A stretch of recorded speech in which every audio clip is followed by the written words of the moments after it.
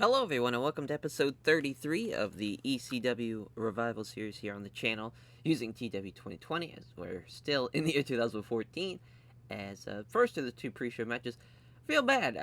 Kind of ran out of time and didn't really have anything else for any type of women's match, so had to have it on a pre show match. But Karma gets the win with the implant buster in 10-11. As she's I think her and Melissa Anderson kind of face now. Melissa Anderson as Karma would be a lot of fun to see. So I think that's probably the next program we're going to be doing. As the other pre-show match, pretty good pre-show match. I figured that this would be pretty good. I'm just kind of curious to see how I would do to maybe do it on the next TV taping as the Dudley Boyz against MVP and Bobby Lashley. As Bobby Lashley just knocks him out in 10:06 with a punch.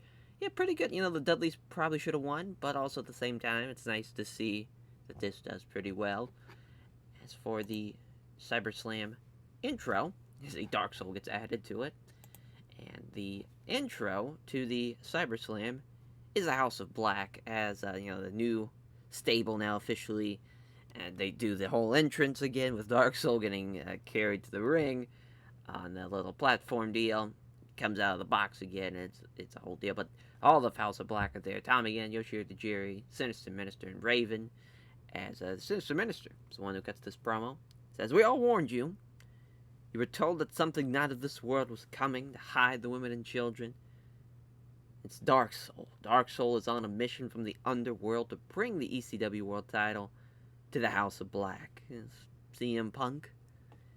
You got a first-hand experience, a little taste of what Dark Soul is capable of, so you should probably rest up, build up your strength back, and this is a challenge for you, my friend, you are not ready for. The paint of Dark Soul on his chest and face, the markings, black markings on his paint, the marks of the souls he's taken over the years, and after he's taken your championship and your soul, we could add another mark to the many marks on this war paint. The House of Black will be the most destructive and dominant force to ever take place in ECW, and to show all you people here in this cesspool of disgust in Philadelphia just how powerful we are, I've asked Mr. Paul Heyman himself to schedule the House of Black and matches tonight. The quick death of Tommy End and Yoshihiro Tajiri will be in action shortly, but for Dark Soul, his first lamb led to the slaughter has been chosen.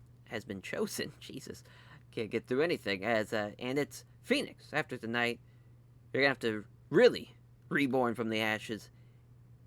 Because you're gonna have to have your brother come out here afterwards, scrape up your ashes off the mat. Consider tonight as the welcoming to the House of Black. Mikasa, Isukasa, with a nice little devil laugh at the end. Actually did pretty well. I was a little nervous about it, but somehow, Dark Soul, he wasn't supposed to have anything as far as promo wise. That's what he debuted it, or from having a hot catchphrase when he wasn't supposed to do anything. But that's okay. At least Dark Soul was fantastic.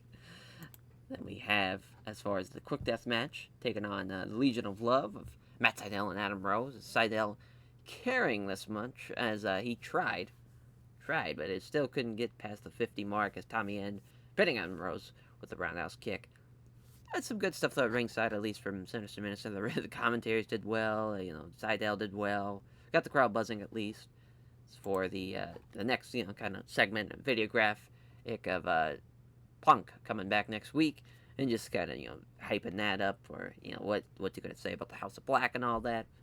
As then we have a backstage promo from Bad Influence. Rob Van Dam was supposed to be off screen, but that's okay.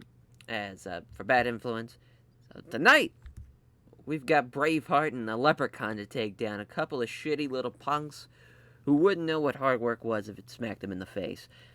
Maybe, Rob, if you can come down from the heavens here and tell your little partners for tonight, give them some sage advice. You're about to get a first-hand experience on the best tag team in the wrestling world today. But not only that, we're about to show this shithole Philadelphia. Philly's gotten a couple of drive-by shots here today as of what great talent looks like and comes from in SoCal.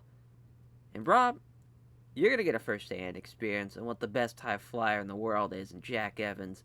So he's going to come down from the heavens tonight and show you can't get higher than him. It's just the start for Bad Influence.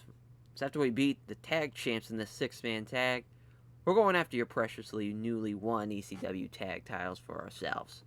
A little promo for Bad Influence before the six-man, which gets a 67. Jack Evans takes the Van Daminator in 1047. Pretty good stuff, though. I think if we would have got a better partner for Bad Influence, it probably would have been even better, obviously, because Jack was in the had a 42. Everybody else was in the 60s, so even 70s with Drew. Drew outperforming Rob Van Dam's pretty awesome. But, that should be a pretty fun match, though, Bad Influence and Drew McIntyre and Prince Devitt. That's for sure. Even though they failed to get the win, at least they didn't take the pinfall, so maybe they can have something else to throw out at the ECW Tag Team Champions. Then we have a backstage little segment of Kinta with the heavy bags warming up for his network title defense, even though he fell a little bit short in his trilogy with Punk. He's still is the network champion and still got to defend that son of a bitch, which it's against Rhino, and he gets the win as he makes his fourth defense of the network title, getting the Kenta combo into the Basaiku knee. And 908, didn't give it a lot of time, but just, felt like we didn't really need to give it a lot of time at the same time. 9 minutes, though. It's not bad. 66, for the segment. Pretty good. And then our main event, Dark Soul. Beating, I don't know why it's a handful of tights, because it should have been either, probably would have been, so, Dark Soul's finishers. You already saw the Burning Hammer, but he also does the Burning Lariat. He's Kenta Kobashi. that's who that is under the paint. It's Kenta Kobashi now.